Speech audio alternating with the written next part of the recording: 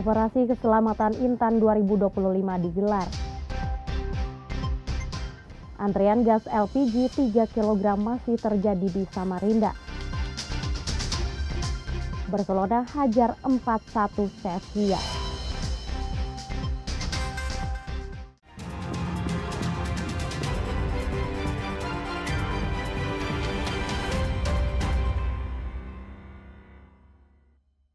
Selamat pagi saudara, Kompas TV independen terpercaya. Senang kembali berjumpa dengan Anda Rabu 12 Februari 2025. Selain berita tadi, kami juga memiliki berita menarik lainnya. Bersama saya, Denisa Al-Hafiza. Selama 30 menit akan menemani pagi hari Anda saudara.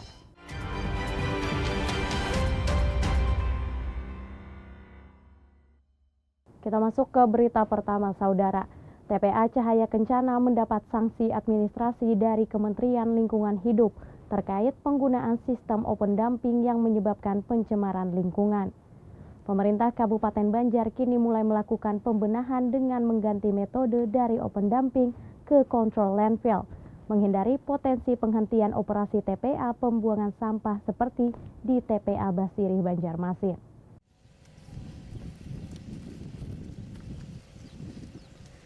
Masih menggunakan metode open dumping, tempat pembuangan akhir TPA Cahaya Kencana, Karangintan, Kabupaten Banjar mendapat sanksi administrasi paksa pemerintah dari Kementerian Lingkungan Hidup sejak 24 Desember 2024. Sanksi ini diberikan untuk mencegah dan memulihkan sistem pengelolaan sampah sesuai aturan. Sebabnya penggunaan open dumping yang menyebabkan sampah dibuang secara terbuka tanpa penutupan tanah atau penanganan khusus hingga berdampak pada polusi dan pencemaran lingkungan.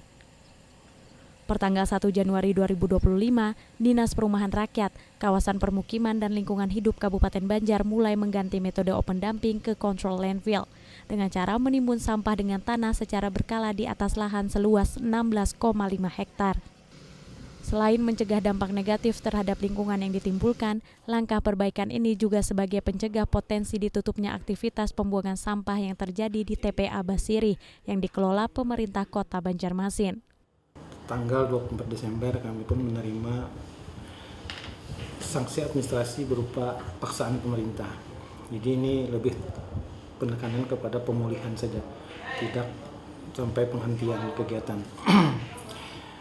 Kami sudah berprogres lebih kurang 20%-an progres yang sudah kami tindak lanjuti. Ada beberapa item-item yang terkait dengan pembenahan TPA tadi dan sudah kami tindak lanjuti. Selama proses penerapan control landfill, aktivitas pembuangan sampah di TPA Cahaya Kencana terpaksa dihentikan sementara terhitung sejak 1 Januari 2025. Sampah yang dihasilkan di wilayah Kabupaten Banjar yang mencapai 80 ton per hari ini telah dialihkan sepenuhnya ke TPA Banjar Bakula yang dikelola pemerintah Provinsi Kalimantan Selatan sampai 5 zona sampah di TPA Cahaya Kencana kembali digunakan. Arpawi, Kompas TV Kabupaten Banjar, Kalimantan Selatan. Pasca ditutupnya TPA Basirih, sejumlah TPS di Kota Banjarmasin mengalami peningkatan volume sampah signifikan, tak terkecuali di TPS yang berada di Pasar Sentra Antasari. Beginilah kondisi TPS yang berada di Pasar Sentra Antasari, Kota Banjarmasin.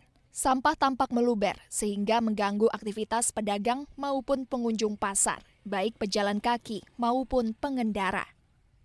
Kondisi ini sudah terjadi beberapa hari terakhir pasca ditutupnya TPA Basirih oleh Kementerian Lingkungan Hidup. Pengurangan frekuensi pengangkutan sampah ke TPA menjadi salah satu penyebab menumpuknya sampah. Pasca ditutupnya TPA Basirih, pengangkutan ke TPA hanya dilakukan selama 1 kali, yang sebelumnya 2 kali.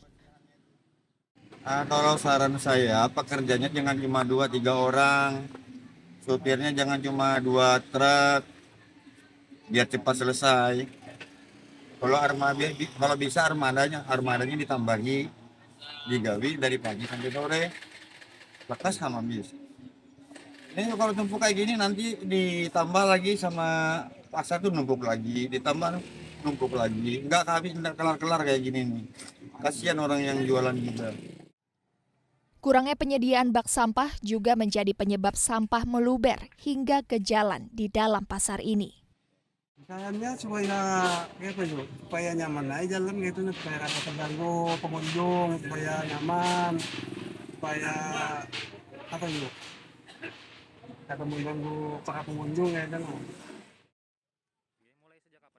Pedagang pasar berharap pemerintah bisa segera mengatasi permasalahan menumpuknya sampah karena kondisi ini menimbulkan bau tak sedap dan dapat menjadi sumber penyakit.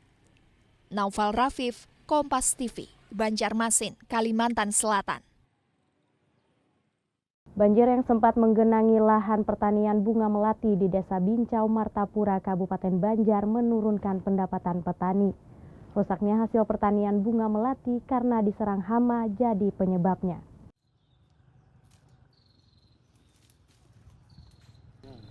Pasca surut, banjir yang sempat menggenangi Desa Bincau, Martapura, Kabupaten Banjar membuat petani bunga melati merugi tak terkecuali Ali.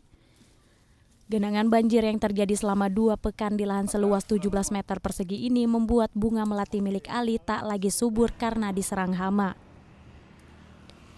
Lahan pertanian ini diakui Ali menjadi sumber pendapatan utama, mengingat sebelum terdampak banjir bisa menghasilkan Rp400.000 per harinya dari 2 kg bunga melati yang dipetik. Karena hanya bisa menghasilkan 200 gram bunga melati yang dipanen. Sementara imbas dari banjir ini, Ali mengaku hanya meraup pendapatan sebesar Rp40.000 atau hanya 10% dari hari biasanya, karena hanya bisa menghasilkan 200 gram bunga melati yang dipanen. Sekitar 15 harian lah banjirnya ini, ya dampaknya ya habis saya kembang kada berkembang lagi gitu nah. Tinggal daunnya aja kada berdaun lagi. Biasanya dalam sehari berapa? Dapat 20 gelasan lah. Kali ini paling 2 gelas lagi dapat. Ada jual, jarang jual diputik lagi. Melihat kondisi ini, Ali hanya bisa mengandalkan pupuk seadanya dari gabah sekam padi untuk mengembalikan kesuburan tanaman melati yang kerap digunakan sebagai hajatan pernikahan ataupun kebutuhan ziarah. Arpawi, Kompas TV Kabupaten Banjar, Kalimantan Selatan.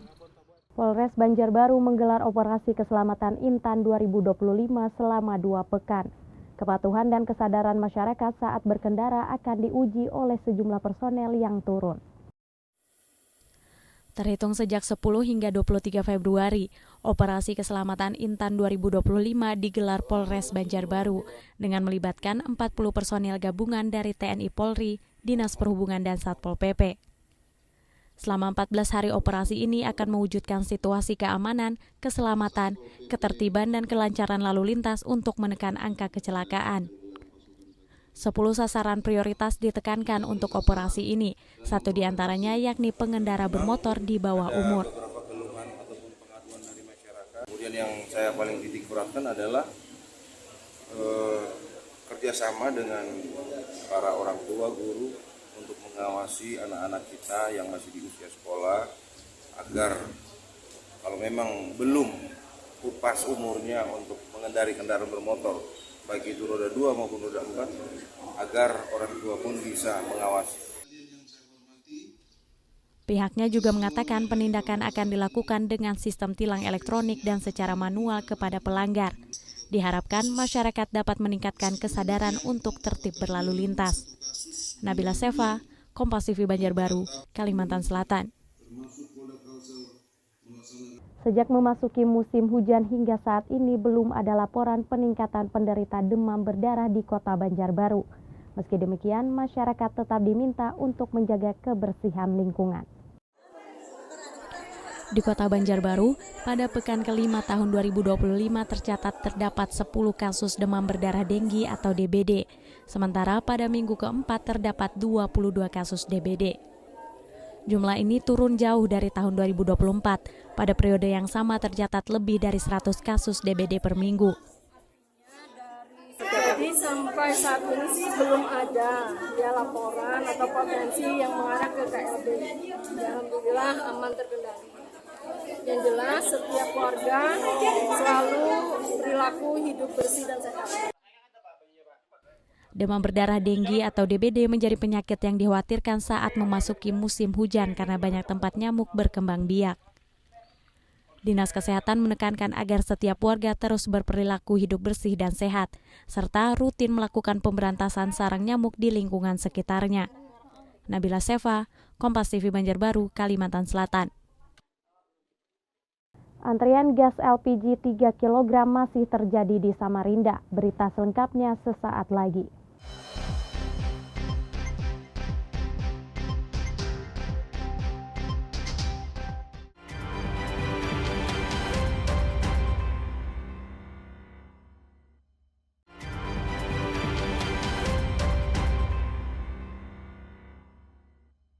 Pertamina Patraniaga Kalimantan menyebut pendistribusian LPG 3 kg di Samarinda, Kalimantan Timur melebihi kuota. Hingga hari ini Pertamina telah mendistribusikan 3.097 dari kuota yang ditetapkan 2.957 atau 4,8% melebihi dari kuota.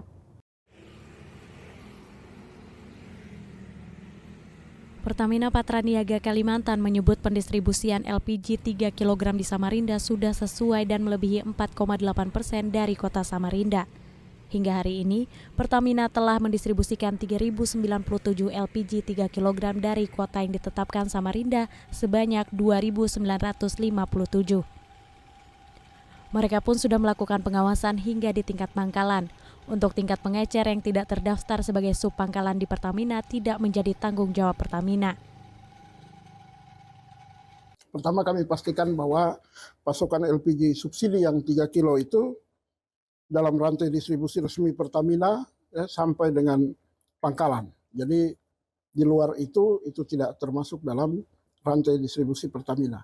Jadi melekat di situ juga pengawasan dan juga termasuk jika dia melanggar sanksi. Pertamina telah berkoordinasi dengan sejumlah pihak termasuk kepolisian untuk pemantauan pendistribusian tepat sasaran. Sementara itu terkait harga jual mestinya sesuai dengan harga eceran tertinggi yang ditetapkan kepala daerah. Rijal Mustafa, Jasmine Zafar, Kompas TV Samarinda, Kalimantan Timur.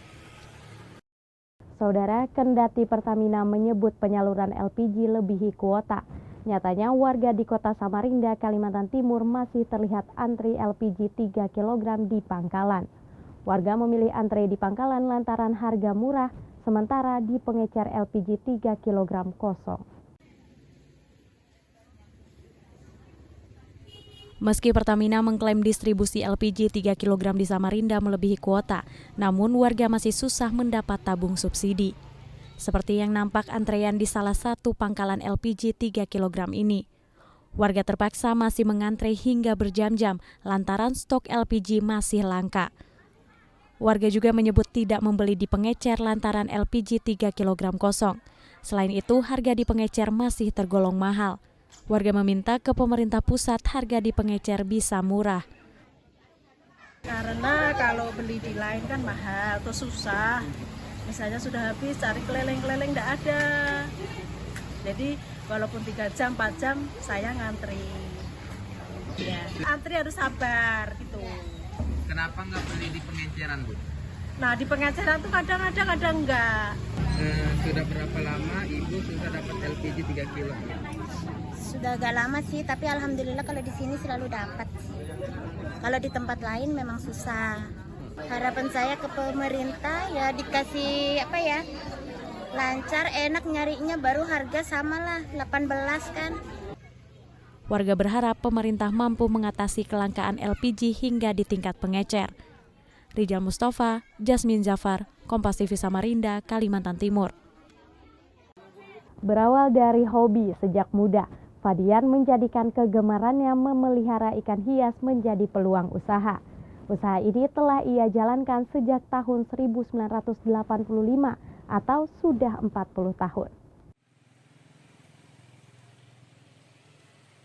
Berawal dari hobi lalu menjadi usaha, inilah yang dijalani Fadian, yang kini memiliki bisnis penjualan ikan hias di Jalan Kampung Melayu, Kota Banjarmasin. Dari hobi yang ditekuni sejak masa kuliah ini, ia kini menjual berbagai macam ikan hias, mulai dari ikan arwana, diskus, dan beragam lainnya. Harganya pun bervariasi, mulai puluhan ribu, ratusan ribu, hingga jutaan rupiah. Pada saat ini, glowfish merupakan ikan yang paling diminati karena bentuknya yang penuh warna. Ikan ini dibanderol mulai dari harga Rp5.000 per ekornya. Sebelumnya, ikan ini bisa mencapai harga lebih dari Rp100.000 per ekor. Selain menjual ikan hias, di tokonya ia juga menjual berbagai perlengkapan akuarium dan makanan ikan. Salah satu pembeli mengungkapkan bahwa melihat ikan hias dapat menjadi sarana penghilang stres. Sejak melihat sharing-sharing di YouTube atau di Instagram gitu nah, asik aja gitu lihatnya kalau ya pelihara ikan gitu. Setiap pagi lihatnya kayak ngilangin stres lah gitu. Fadian, pemilik usaha ikan hias ini mengaku mengalami penurunan penjualan dalam beberapa bulan terakhir yang mungkin disebabkan masih belum stabilnya perekonomian warga. Kita sudah bisa mengatasi. Kalau awal memang kita negeri ikan ini kan Pak, kalau kita lihat ini asal kita malam sama pagi kita cek benar-benar itu sudah bisa tahan.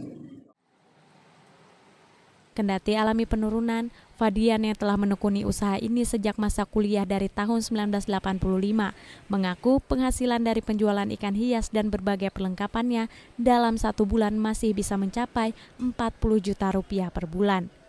Noval Rafif, Kompas TV Banjarmasin, Kalimantan Selatan.